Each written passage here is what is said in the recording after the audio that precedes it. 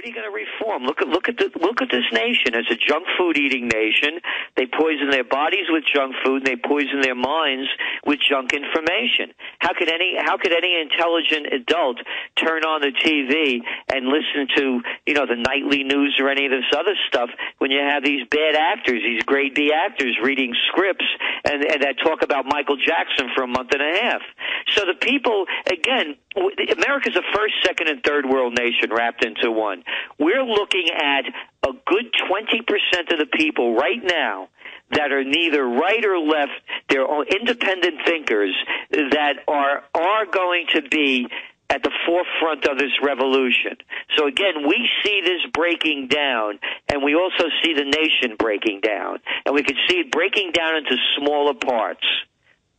Well, Gerald, before the mainstream media, with other inoculation campaigns they push, they would just beat around the bush, never say there wasn't mercury in it. They would just leave that out and say it's safe.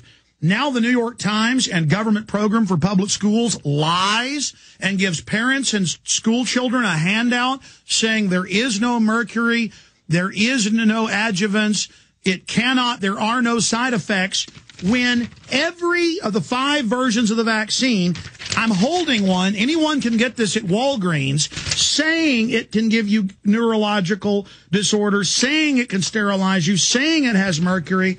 I mean, I'm reading from FDA.gov, Influenza H1N1 2009 vaccine information sheet, Diagnostics Limited, put out by Norvitis, the main vaccine maker. Alex, and it says, look, the New York Times is the paper that took the nation to war against Iraq with the stories of, remember the aluminum tubes and the yellow cake?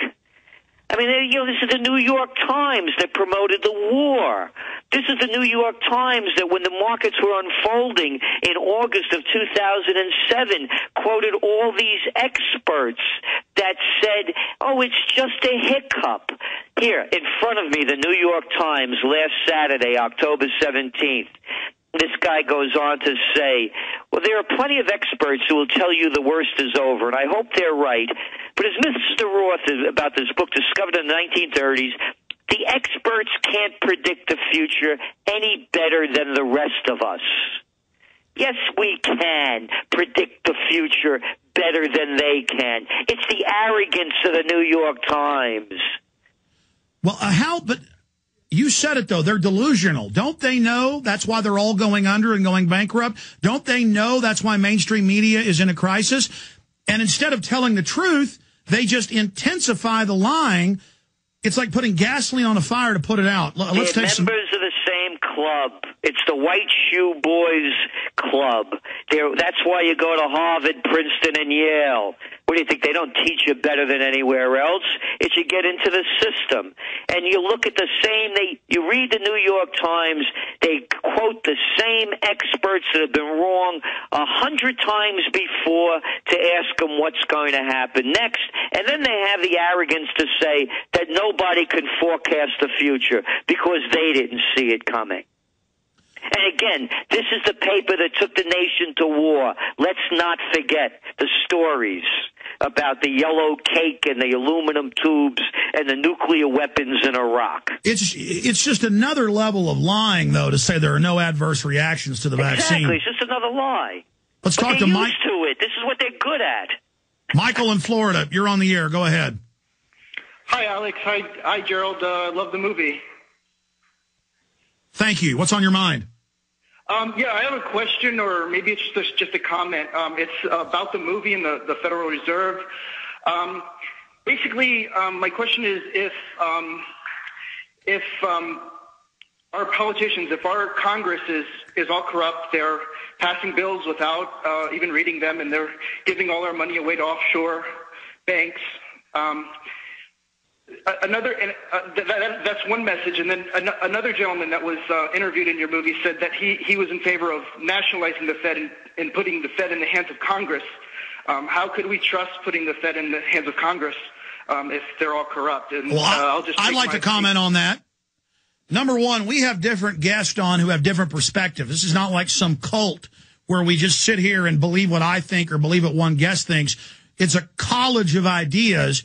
to get people really thinking about details. But number one, the Constitution says that the Congress is the boss because the people elect them. They follow the Constitution. The president then executes. The president just doesn't do what he wants. The Congress ran the coining and issuance of currency and credit, set the rules until 1913, and our nation on average had a 10% growth rate from 1789 until 1913. Now look at us today. We built the capital, we built the nation, we built this wealth without an offshore banking cartel playing hanky-panky with the interest rates and the money and giving themselves unlimited cash. And so, yes, we need to nationalize the Fed, and Ron Paul and others have a plan under the Constitution to get us out of this crisis we're in. If not, these bankers are going to keep raping us. Gerald Celente. Well, you hit it. The Federal Reserve is Washington, and Washington's the Federal Reserve.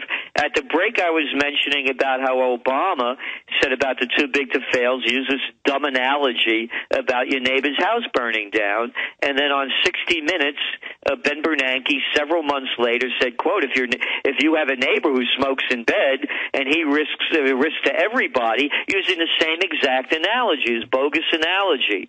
And the point being is that there is no separation between the Fed and Washington. Federal Reserve is Washington. Look who the Treasury Secretary is.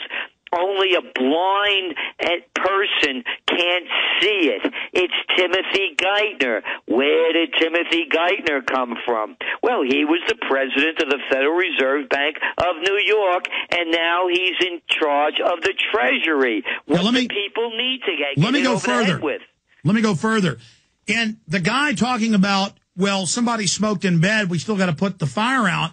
It's Bernanke and Geithner and all these private bank heads that are the ones smoking in bed, but they weren't just smoking in bed. They're the ones burning the houses down because they own and run the fire department, and we didn't pay our protection money. And even when we pay them the tens of trillions of protection money, they just leverage that against our economy to buy us up. They're pirates. Can't people get it? They're criminal pirates, as Ron Paul has said. There isn't a grand jury in the country that couldn't indict every one of them for insider trading, conflicts of interest. You got all these Treasury Department heads making tens of millions apiece, in some cases billions, off of money they gave to their own stinking banks. I know. I know. How could anybody not see it? This is the greatest bank robbery in history, but the banks are doing the robbing.